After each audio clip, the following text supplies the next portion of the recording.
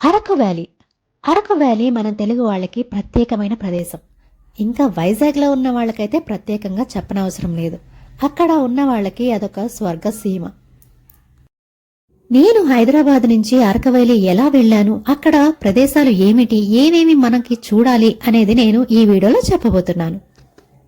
అలాగే అరకు వ్యాలీలో నేను ఒక ఫోన్ కూడా పోగొట్టుకున్నాను. అది ఎలా పోగొట్టుకున్నాను, ఎక్కడ పోగొట్టుకున్నాను అనేది కూడా మీకు చెప్తాను. చివరి వరకు నా వీడియోని చూడండి. అలాగే నా ఛానల్ని సబ్స్క్రైబ్ చేసుకోండి. ఇంకా ఎందుకు లేటు, వీడియోలోకి వెళ్ళిపోదాం. నేనైతే హైదరాబాద్కి నుంచి అరకు వ్యాలీ నైట్ అయితే బయలుదేరాం. ఒక చిన్న హోటల్లో టిఫిన్స్ అవి చేసేసి ఇంకా బయలుదేరాము. పొద్దున్నే మేము 6 గంటలకల్లా మేము అరకు వ్యాలీలోకి చేరుకున్నాము. అక్కడ చేరగానే మాకు మబ్బులతో ఆహ్వానం పలికింది ఈ అరకు వ్యాలీ.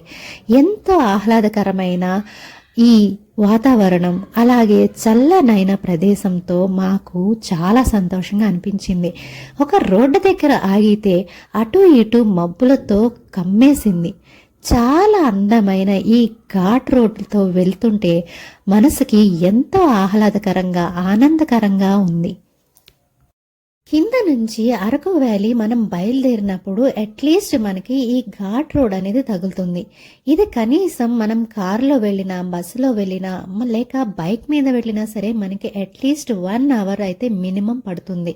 కానీ ఇక్కడ చాలా జాగ్రత్తగా వెళ్ళాలి. ఈ ఘాట్ రోడ్లో వెళుతున్నప్పుడు మనకి పక్కన ఉన్న కొండల లోయల నుంచి జలపాతాలు జాలువారుతూ ఉంటాయి. వాటిని చూస్తే మనకి మనసు చాలా ఆహ్లాదకరంగా ఉంటుంది. అలాగే ఇక్కడ మనకి మంచుతో కప్పబడిన ఇళ్ళు, అలాగే కొండలు కూడా కనిపిస్తాయి. మేమైతే ఈ డిసెంబర్లోకి వెళ్ళినప్పుడైతే ఇలాగా మంచుతో కప్పబడింది. ఇక్కడ ఒక సీనరీస్ తీసుకోవడానికి, ఫొటోస్ తీసుకోవడానికి అయితే మనకి ఇక్కడ అలో చేస్తారనమాట. అక్కడైతే మనం ఏ ఫీజు అనేది కట్టనవసరం లేదు.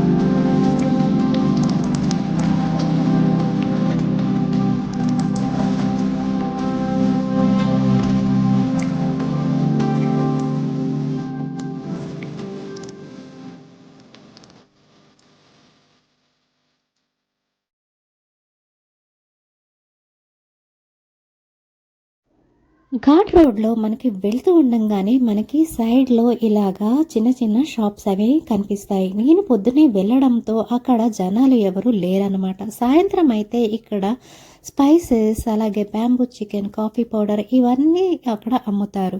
అలాగే మనకి ఇక్కడ పక్కన ఉన్న పొలాలు చూస్తుంటే చాలా ఆహ్లాదకరంగా ఉంటుందన్నమాట. ఈ ఘాట్ రోడ్ దగ్గరే మనకి టెంట్స్ వేసి కూడా ఉంటాయన్నమాట. ఇక్కడ మీరు నైట్ కూడా స్టే చేయొచ్చు. చాలా వరకు అన్ని టెంట్స్ వేసేసి ఉంటాయి. టెంట్స్ లాగా చాలా బాగుంటుంది. అక్కడ క్యాంప్ ఫైర్ కూడా వేస్తారంట. సో మీరు ఒకవేళ ఇందులో ఉండాలనుకుంటే కూడా ఉండవచ్చు. ఇక్కడ రూమ్ ఛార్జెస్ కూడా చాలా తక్కువ ఉంటాయి. అలాగే ఇక్కడ రిసార్ట్స్ కూడా చాలా ఉంటాయి. కానీ మనకి అంత రీజనబుల్ ప్రైసెస్ అయితే సండే సాటర్డేస్ అయితే ఉండవు అనమాట. మేమైతే ఇక్కడ కాఫీ అలాగే టిఫిన్ చేసేసి ఒక రిసార్ట్కి అయితే వెళ్ళాము. ఇది ఉషోదయ టవర్స్. ఈ ఉషోదయ టవర్స్లో చాలా బాగుంది. లోపలైతే మొత్తం అంతా గులాబీ చెట్లతో ఆవరణాన్ని అంతా నింపేశారు. ఘాట్ రోడ్ నుంచే మనం లంబసింగి వెళ్ళొచ్చు, అలాగే పాడేరు కూడా వెళ్ళొచ్చు. అలాంగ్ యువర్ ప్లాన్తో బట్టి మీరైతే ప్లాన్ చేసుకోండి. ఇక్కడైతే మేము రూమ్ అనేది తీసుకున్నాము. మేము మామూలుగా వీక్ డేస్లో వెళ్ళాము కాబట్టి మాకు ప్రైస్ అనేది ఎక్కువైతే లేదు. అదే వీకెండ్స్లో వెళ్ళేటట్టయితే వాళ్ళు ఎంత చెప్తే అంతే అన్నమాట. సో ఇక్కడైతే రూమ్స్ అయితే మన ఇంట్లో ఎలా ఉంటామో అలాగే అంత స్పేషియస్గా ఉంది, చాలా బాగుంది. అలాగే మనకి ఇక్కడ బాల్కనీ కూడా ఉందన్నమాట. బాల్కనీలో నుంచి బయటకి చూస్తే చాలా బాగుంది ఈ అరకు వ్యాలీ అనేది. ఎంత బాగుందంటే చూడటానికి 2 కళ్ళు చాలలేదు. అలాగే మేమైతే ఫ్రెష్ అయిపోయి ఇలా బయటికి వచ్చాము. ఇక్కడైతే సన్‌ఫ్లవర్స్ అవి ఉన్నాయన్నమాట. ఇక్కడ తోటలో మనం పిక్ అయినా లేకపోతే ఇలాగా వీడియోస్ తీసుకోవడానికైతే వాళ్ళకి ₹10 ఇవ్వాలి. మనం ఎంతసేపు అయినా సరే ఇక్కడ ఉండి స్పెండ్ చేయొచ్చు.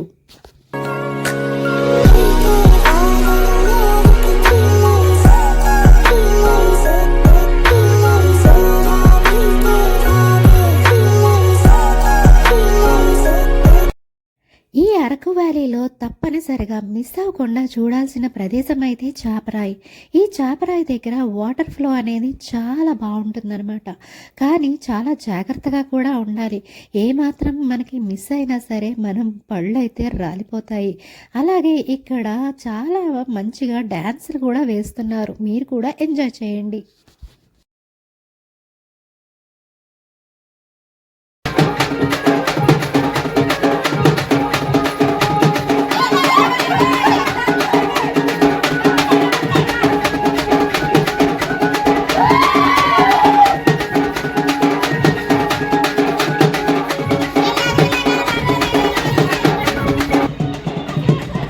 ఈ చాపరాయిలో ముఖ్యంగా మనం చూడవలసింది పగోడా గార్డెన్. చాలా బాగుంటుంది. అలాగే మనం ఇక్కడ ఎన్ని ఫొటోస్ అయినా దిగొచ్చు. ఇక్కడ మనకి రైడ్లో మనల్ని కోయపిల్లలాగా రెడీ చేసి కూడా మనల్ని ఫోటో తీస్తారు.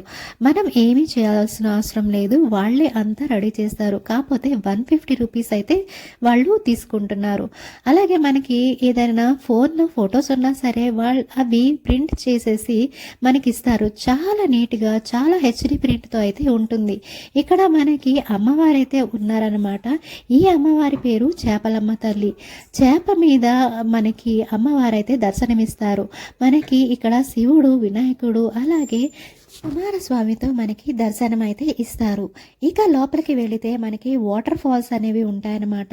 ఇక్కడ రెయినీ సీజన్ అయితే వాటర్ ఫ్లో అనేది చాలా ఎక్కువగా ఉండడం వల్ల అక్కడ ఎంజాయ్ చేయడానికి అయితే ఉంటుంది. ఇప్పుడు మనం వెళ్ళింది చలికాలం కాబట్టి అంత ఫ్లో అయితే లేదు.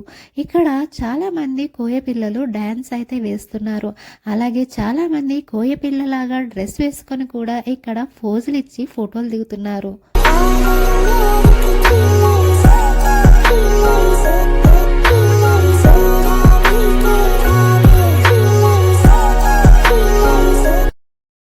చాపరాయి దగ్గర నుంచి మేము ఇంకా పాడేరు తిరిగి వచ్చేస్తుండగా మాకు ఇక్కడైతే ఎల్లో కలర్లో ఫ్లవర్స్ అయితే కనిపించాయి. ఇంకా మనం ఫ్లవర్స్ కనిపిస్తే ఆడవాళ్ళు ఆగుతారా అండి?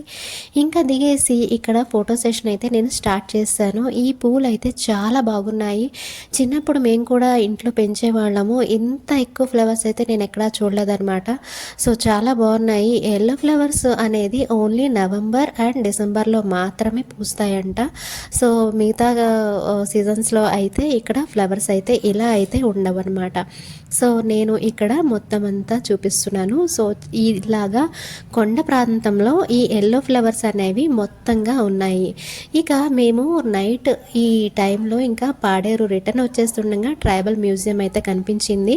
సో ఎలాగో వచ్చాం కదా అని చెప్పేసి ఇంకా లోపలికైతే వెళ్ళాము. అడల్ట్స్కి అయితే ₹50, చైల్డ్కి అయితే ₹20. మనకైతే లోపల కొండపల్లి బొమ్మలలాగా మనకి అన్నీ కనిపిస్తూ ఉంటాయి. కీ చైన్స్, చిన్నపిల్లలు ఆడుకునే ఆట బొమ్మలు కూడా ఉంటాయి. అలాగే ఇక్కడ కొండపల్లి బొమ్మలు కూడా ఉన్నాయండి. మనకి జూట్తో చేసిన పర్సులు కూడా ఇక్కడ దొరుకుతాయి. అలాగే పుట్ట తేనె అంటే ప్యూర్ హనీని కూడా ఇక్కడ మనకి అమ్ముతారనమాట. అలాగే ఆయిల్స్, షాంపూస్ అన్నీ న్యాచురల్గా అయితే దొరుకుతాయి. ఇంకా లోపలికి వెళితే మనకి ట్రైబల్ మ్యూజియంలో ఆదివాసులు వాళ్ళు ఎలా జీవించారు, వాళ్ళు వాడే వస్తువులు ఏంటి, పొద్దున్నే లేచి వాళ్ళు పూజలు ఎలా చేస్తారు, వాళ్ళు ఎటువంటి వస్తువులు వాడతారు, ఎలాంటి ఆకుకూరలు వాళ్ళు కాయగూరలు తింటారు అనేది మనకి శిలా విగ్రహ రూపంలో మనకి బాగా చూపించారనమాట. ఈ శిలా విగ్రహాలు కూడా మనకి చాలా న్యాచురల్గా నిజంగానే మనుషుల్లాగా ఉన్నారు అన్నట్టుగా మనకి కనువిందు చేస్తున్నాయి. సో నాకైతే నిజంగా మనుషులు మనుషుల్లాగే ఉన్నారా అన్నట్టు అనిపించింది. సో ఇక్కడ చిన్న మందిరం కూడా ఉందన్నమాట. ఇది ఆదివాసీ వారి ఆలయం అనమాట. సో ఇక్కడ వాళ్ళు వాడే వస్తువులు, కుండలు, కమ్మరులు అవన్నీ ఉన్నాయి. చాలా బాగున్నాయి. ఈసారి వెళితే మాత్రం మీరు తప్పకుండా ఇది మిస్ చేయకుండా చూడండి. చాలా అద్భుతంగా ఉంది. అలాగే మేము ఇక్కడ నుంచి ఇక బయటకు వచ్చేస్తుంటే ఇక్కడ మనకి లోపల ఇంకో మ్యూజియం కనిపిస్తుంది. అదేంటంటే ఆడవాళ్ళు వాళ్ళ జ్యువెలరీ, చెవులకి కమ్మలు, అలాగే వాళ్ళు పెట్టుకునే వడ్డానాలు ఇవన్నీ కనిపిస్తాయి. చాలా బాగున్నాయి. మీరు కూడా చూసి ఆనందించండి.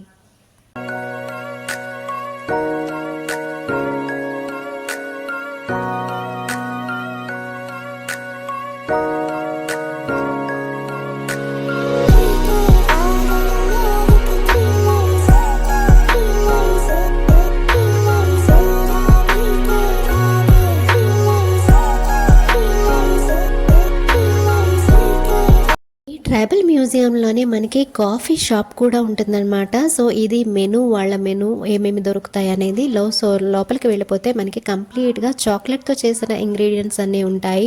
చాక్లెట్తో చేసిన రకరకాల చాక్లెట్లు, అలాగే కాఫీలు కూడా ఉంటాయి. సో ఇవైతే రీజనబుల్ రేట్స్ లాగా ఉన్నాయి. సో నేనైతే 2-3 చాక్లెట్ ప్యాకెట్స్ అయితే తీసుకున్నాను. సో తనైతే ఇక్కడ కాఫీ అయితే కలుపుతుంది. సో ఇది ఒక కప్ వచ్చేసి 30 రూపీస్. సో ఇక్కడ మన చీఫ్ మినిస్టర్ చంద్రబాబు నాయుడు గారు కూడా ఇక్కడ వచ్చి ఇక్కడ కాఫీ అనేది టేస్ట్ చేశారు. మనకి బయటకు వచ్చేసినప్పుడు ఇలాగా ఆదివాసీలు వారు నాట్యం చేస్తున్నట్టయితే కనిపించింది. ఇక నెక్స్ట్ డే మార్నింగ్ మేము అరకు రైల్వే స్టేషన్ విజిట్ చేసాము. ఇక్కడ మీకు కనిపిస్తున్న ద్వారపాలకులు ట్రైన్లో ఉన్న పార్ట్స్తో తయారు చేసిన ద్వారపాలకులు అంట. సో చాలా రియల్గా ఉన్నాయి. మనం పట్టి చూస్తే మనకి ఈజీగా తెలిసిపోతుంది. ఇది రైల్వే స్టేషన్ లోపల అనమాట. మేము వెళ్ళినప్పుడు ఓన్లీ ఈ గూడ్స్ ట్రైన్ మాత్రం అయితే వెళ్తుంది. మనకి ట్రైన్స్ ఎప్పుడు వస్తాయి ఏంటి అనేది వాళ్ళు అక్కడ స్టేట్మెంట్స్తో చాలా నీట్గా అక్కడ ప్రజెంట్ చేశారు. సో ఇది బయట ఉన్న రైల్వే స్టేషన్. ఇదంతా ట్రైన్కి సంబంధించిన పార్ట్స్తో తయారు చేశారనమాట. సో ఇక్కడ వీళ్ళు వాయిస్తున్నారు కదా, వీళ్ళని కూడా ట్రైన్ పార్ట్స్తో మాత్రమే తయారు చేశారు. సో ఇక రిటర్న్లో వెళ్ళిపోతుండగా మాకు కాఫీ ట్రీస్ అయితే కనిపించాయి. సో ఒకసారి విజిట్ చేద్దామని చెప్పేసి వెళ్ళాము. సో ఇక్కడ ఓన్లీ కాఫీ ప్లాంట్స్ మాత్రం చాలా ఎక్కువగా ఉంటాయి. సో ఇది మనకి మ్యాప్ అనమాట. సో ఎలా వెళ్ళాలి, బ్రిడ్జ్ ఎలా ఎక్కాలి ఏంటి అనేది, ఇదంతా ఓన్లీ వుడెన్తో చేసిన బ్రిడ్జ్ అనమాట. సో అడల్ట్స్కి అయితే 50 రూపీస్ టికెట్స్ వచ్చేసి, అలాగే చిల్డ్రన్స్కి అయితే 20 రూపీస్. సో మనకి అలాంగ్ విత్ కాఫీ పౌడర్ మనకి టీ టీ పౌడర్ కూడా మనకి అవైలబుల్లో ఉంటుంది. సో ఇక్కడి నుంచి అయితే మనం లోపల లోపల బ్రిడ్జ్కి అయితే మనం ఎక్కాలన్నమాట. సో ఇవన్నీ ఓన్లీ కాఫీ ప్లాంట్స్ మాత్రమే. సో ఈ కాఫీ ప్లాంట్స్లో మనం ఎలా కావాలంటే అలాగా ఫోటోలు అయితే దిగొచ్చు. సో నేనైతే కాఫీ గింజలు ఏమన్నా దొరుకుతాయేమో అని చూశాను, కానీ నాకైతే దొరకలేదు. సో చేతికి అందిన కాఫీ ప్లాంట్స్ దగ్గర అన్ని వీళ్ళు కాఫీ బీన్స్ అయితే తీసేసారనమాట. So this is only the way you can go inside the bridge and you can take all the photos and videos. So లాస్ట్లో నాకు ఒక్క ప్లాంట్ దగ్గర అయితే నాకు కాఫీ బీన్స్ అనేవి కనిపించాయి. సో చాలా హ్యాపీ అనిపించింది. సో అట్ లాస్ట్ ఒక కాఫీ బీన్స్ ఎలా ఉంటాయి అనేది నేనైతే చూస్తాను. సో ఇక ఫైనల్లీ మన కొణిదెల పవన్ కళ్యాణ్ గారు ఇక్కడికి మార్చిలో వచ్చారు. సో ఈ విజిట్ చేశారు అని ఇక్కడ ఇంకా డెవలప్ చేయడానికి కూడా సో పవన్ కళ్యాణ్ గారు అయితే చూస్తున్నారనమాట. So this is about all the coffee plant. So నేను ఎక్కడ ఫోన్ పోగొట్టుకున్నాను అంటే చాపరాయి దగ్గరే నేను ఫోన్ అనేది పోగొట్టుకున్నాను. సో ఆ వాటర్ ఫాల్స్ని చూస్తూ నేను జర్కిన్ లోపల ఫోన్ పెట్టాను. నేను చూసుకోలేదు. చాపరాయిలోంచి బయటకు రాగానే ఫోన్ అనేది గాయమైపోయింది. So this is the last అండి. సో ఇక్కడ వచ్చేసి మనకి మణికంఠ స్వీట్స్ అంటే మాడుగుల హల్వా అంటారు. సో ఇక్కడికి వస్తే కంపల్సరీ మాడుగుల హల్వా అయితే కంపల్సరీ టేస్ట్ చేయండి. సో ఇది ఓన్లీ 200 రూపీస్ పావు కిలో అనమాట. సో మొత్తంగా మీకు వీడియో అయితే ఎలా అనిపించింది? మీకు కనుక నచ్చితే ఒక లైక్ చేసి నా ఛానల్ని సబ్స్క్రైబ్ చేసుకోండి. అలాగే మీ ఫ్రెండ్స్కి, మీ రిలేటివ్స్కి కూడా నా ఛానల్ని షేర్ చేయండి. Thank you so much for watching.